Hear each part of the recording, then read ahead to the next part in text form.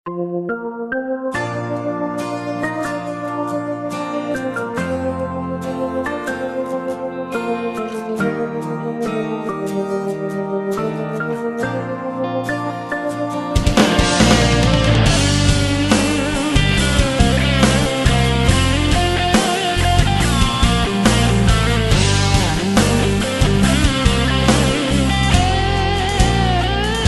ីភពលោកនេះប្រុសស្មងមានតែងខ្លាំងម្លឹង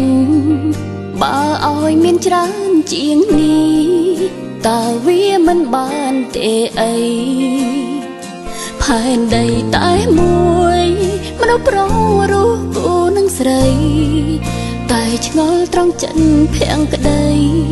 មនុស្សស្រីមិនដេញមានច្រើនជាងស្នេហ៍ខ្ញុំសុកសុកគេរំអកសុំឃ្លាតឃ្លាគេថាមិនមែនបែកគ្នាផ្លូវស្មងនៅត្រង់មិនវៀង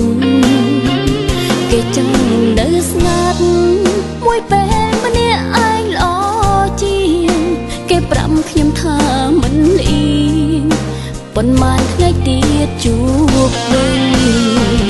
គេថាមិនបែកខ្ញុំមិនប្រតែកព្រមតាមគេទៅដល់ពេលឥឡូវទូខ្ញុំខំហៅក៏គេទៅបាត់ហេតុផលចង់នៅស្ងប់ស្ងៀមតាមពិនជាលែចង់ព្រោះបំណងគេបងក្បត់កំណត់នៅខ្ញុំយូរហើយ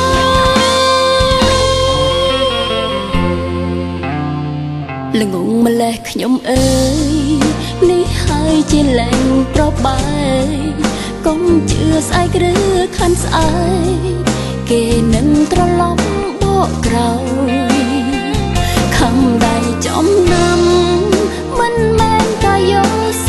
ពឡើយពិភពលោកមិនដេចក៏ឲ្យប្រុសស្មងមានតែខ្លាំងម្លេះ